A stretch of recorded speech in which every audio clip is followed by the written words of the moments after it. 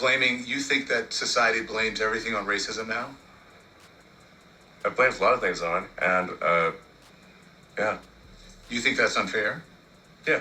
Why? I think we should not make this a constant subject. I think we need to move on. I think we just treat people like people. You don't agree that this country was founded on racism and founded on slavery and in many ways inequities? So Don Lemon's back. The race hustler, the one that promotes things that are detrimental to the black community, the one that wants to go around and parade himself as a voice of black folks is back. This interview with Elon Musk was weird, was creepy, was very, very disingenuous from Don Lemon's standpoint. The fact that Don Lemon is back, number one, shows you that America is a land of opportunity. It shows that America is not systemically racist. America is not systemically oppressing black people. Don Lemon is back. Don Lemon has the ability to put out content for others to listen to. A race hustler, a pusher of the victim theology, a pusher of victim mentality. That Don Lemon. We talk about the Great Replacement Theory now. Some of the things that you post, the Great Replacement Theory, you claim that Democrats, President Biden's immigration plan to open up the border, you said that the president is getting, and Democrats are doing it to get more votes. Not only to get more votes done, they're doing it to remake America. They're doing it to replace black people. Primarily black people, but also everybody. You just heard about what happened with Tyson Foods, right? How they fired Americans and hired nearly 42,000 migrants. But undocumented immigrants cannot vote in federal elections, so how is that possible? Right. Well, you're conflating two things. One is great replacement theory. The other is, which I don't subscribe to that. I'm simply saying that there is an incentive here.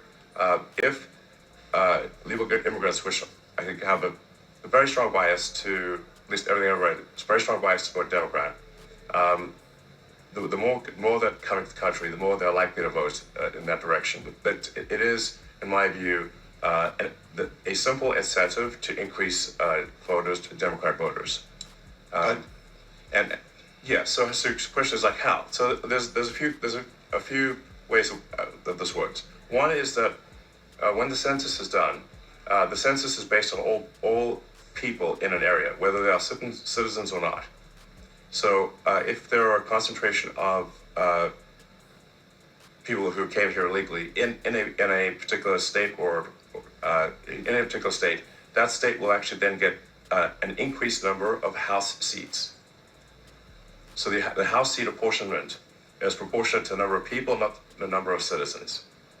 So the illegals overwhelmingly go to places like California and New York, and if you just look at the math, if you look at the apportionment with and without illegals, I believe California would lose. I believe the blue state, there would be a net loss of blue states of approximately 20 seats in the House. This also applies to the Electoral College. So you say, like, well, this also applies to electing the president, because the electoral votes are also done by apportionment the same way that House seats are done. But the reason... He's right. The more population you have in a state, the more electoral college votes they get. It's proportion based upon the population. He's right about when it comes to seats in the U.S. House. The more you have in your that's the way the framers set it up, a bicameral Congress. You got the Senate that's not based upon population, and you got the House, which is based upon population. That's why they call it the House of Representatives and the Senate. The Senate stays at 100. You get 2 per state. Whereas with the House of Representatives, it's proportionate based upon your population. He's not wrong when he says that. But obviously, Don Lemon can't catch on. The Electoral College is in place is to balance that, so that doesn't happen. So what you're... Don, listen, Don.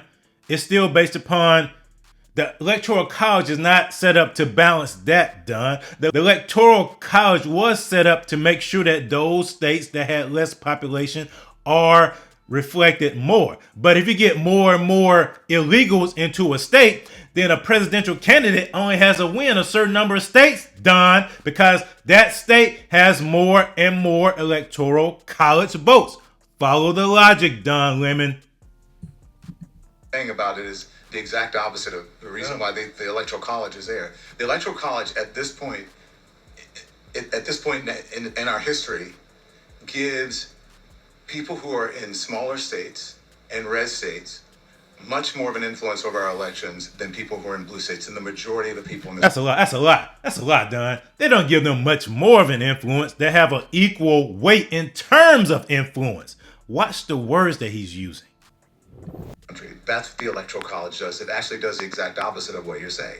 It protects people who are in smaller states and protects people who are in red states. Well, The red states, because they tend to be smaller and less populous. I think that statement is what you said is true, but what I said is also true, which is that if as is the case, a disproportionate number of legal immigrants go to blue states, they amplify the effect of a blue state vote. And the math, as I understand it, and you can research this obviously very easily on there. It's pretty straightforward to research this. But my understanding is that there would be that the Democrats would lose approximately 20 seats in the House if illegals were not counted in census, and that's also 20 less electoral votes for president. So illegals absolutely do affect the who controls the House and who controls the presidency. It does not affect the Senate. Yeah. In blue state. But it's not even that. See, what people don't understand when it comes to these illegal immigrants, these illegal aliens coming into America, it's not just they can't vote on a federal level. You have a number of municipalities that want them to vote in local elections. That's what people don't understand. They don't grasp it. And that's what the people who are pushing this open border policy stuff know. They want you so focused on the federal level that you don't see the changes that are happening at the state and the local level. And that affects you more. So you see what happens with Tyson Foods. You see how these illegals are able to vote in some of these local elections in certain states, in certain municipalities. And what that does, that affects the policies and what happens at the local level, which ultimately bubbles up to the federal level. People don't understand. If you get enough illegal people voting for the Democratic Party, voting for things that are detrimental to Americans, things that are against the Constitution, eventually that stuff bubbles up to the federal level. That's the way our system was set up. And the people who are doing this know that. But they want to distract us from that by having us so focused on the presidential election, say, oh, these migrants can't vote in a federal election. How do you know? If you don't have voter ID, how are you stopping it? If you don't have voter ID, how do you know an illegal is not voting in the federal election? You don't. You have been deeply outspoken about the issue of trans rights. You posted trans rights. You posted that pronouns in bio mean the woke mind virus ate your brain. Do you know what the term woke actually means? Don's going to educate Elon on what woke really means. It's come to mean a lot of things. But what originally it was meant to mean, it's just being aware of inequities in society and being aware of facts and history. Yeah, I think it's come to be. I think being aware of inequities in society is fine, of course. And everybody talks about being aware. What does awareness do? What has awareness ever done for anybody?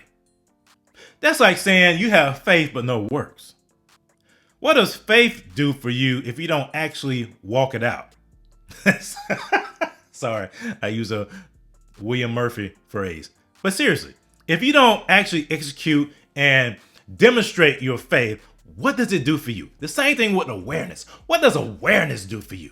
Awareness does nothing for you. If I am aware that I am doing something wrong and I don't change, I don't repent, awareness has done nothing for me at all.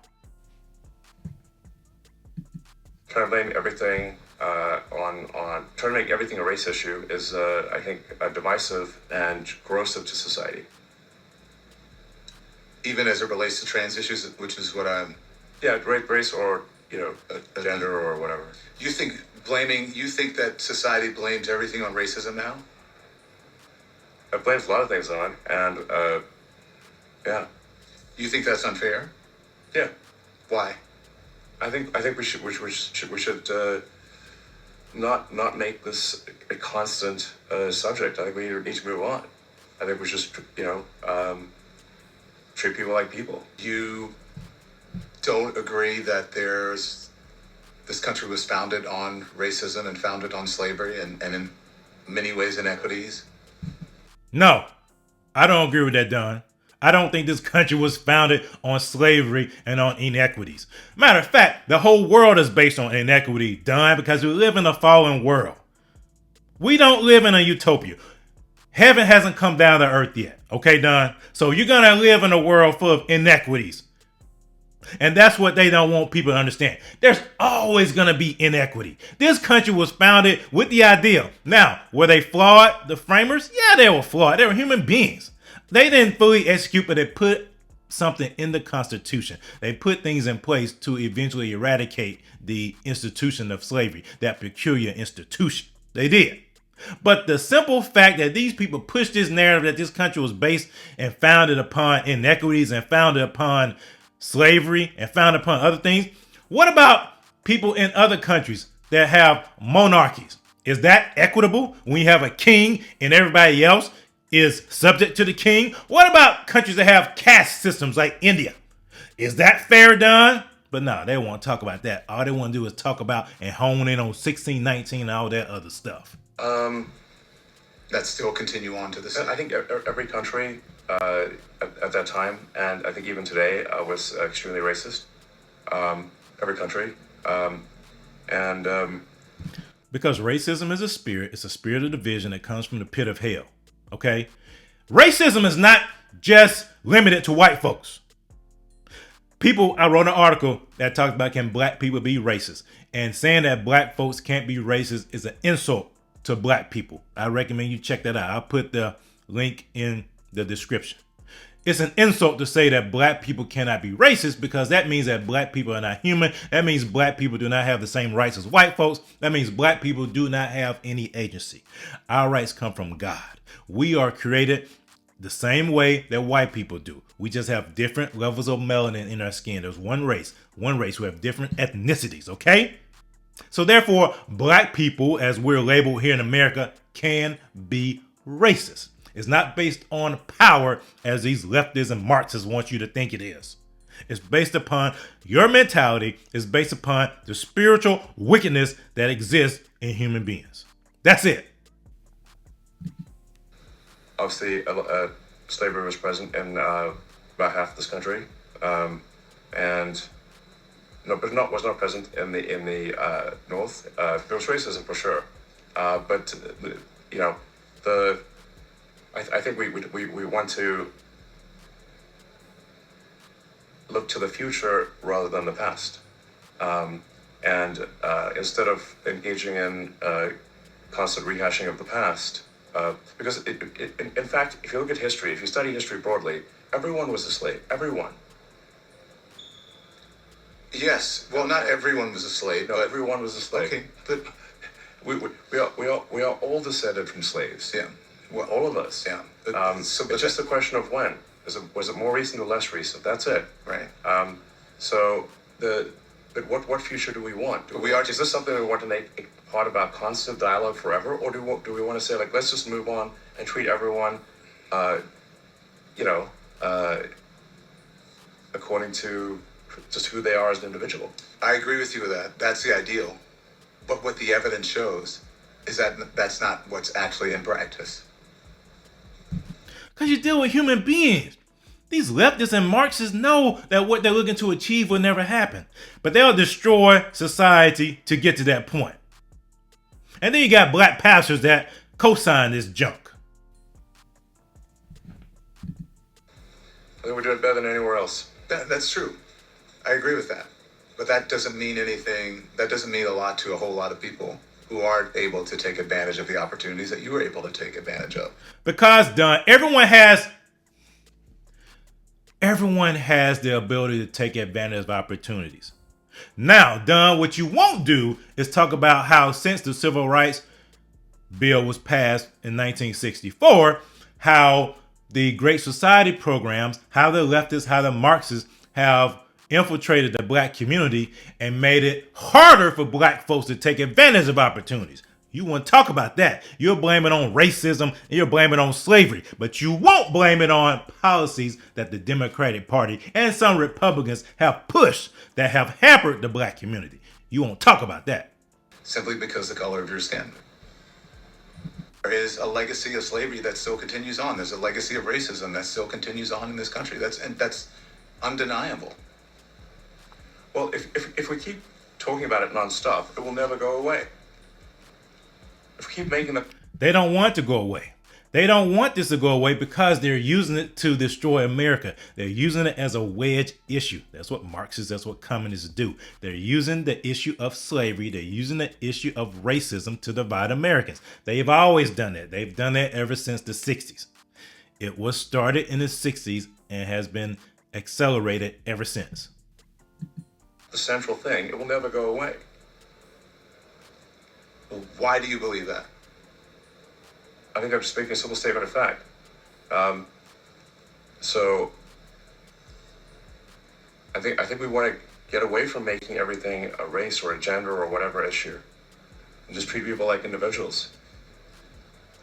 Do you have any desire to understand what many people of color and even trans people, how they feel about this country and how they're treated in this country? If they say and they believe that they are treated a certain way in this country, why don't you believe them?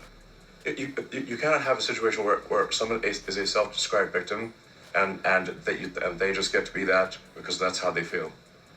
I think that does happen in some cases, but not all cases. And I think that not understanding the history of the country, I think, is a real shame. Look, We should understand the history of the country. Wow, what do you mean he doesn't understand the history of the country the way you see it, Don? He's not seeing it the same way you see it. Everyone wasn't a slave, Don. In America. Not all black people were enslaved, Don. You know that. In other countries. I've had incredible opportunities as a person of color. Right. But I've also been very well. But I've also been discriminated against, and I know that I have. And I know that that's real. And for someone to say that that isn't happening, I should just move forward and not think about that and ignore the past is insulting. Don, what is insulting is for you to keep perpetuating this victim mentality. I've been discriminated against. A lot of black people have been discriminated against, okay, Don? But you know the ones that make it? They're the ones that don't dwell on it.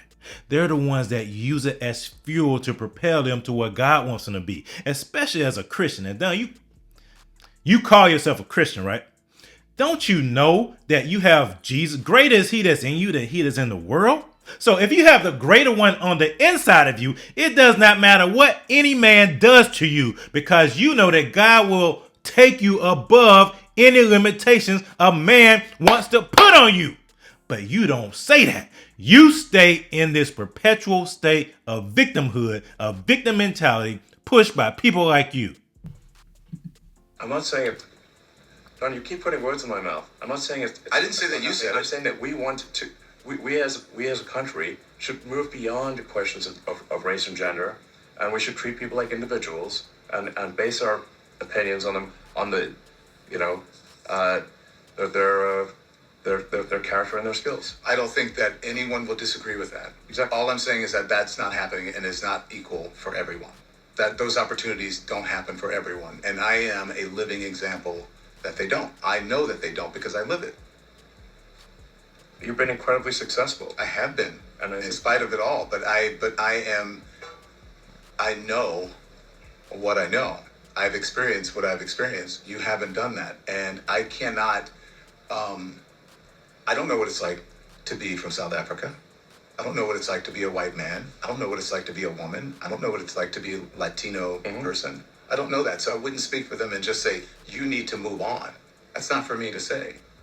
I believe Well, I'll say it, done. As a black man, we need to move on. We need to be more and more manly like our ancestors that you constantly claim to stand in the shoes of. We need to be more like them, who lived through true discrimination, who lived after the vestiges of slavery, who didn't see themselves as victims. No, they did move on. They did push forward. They did build communities. They did build families before they started to depend upon the government. that the country, it would be great if the country could live up to that ideal.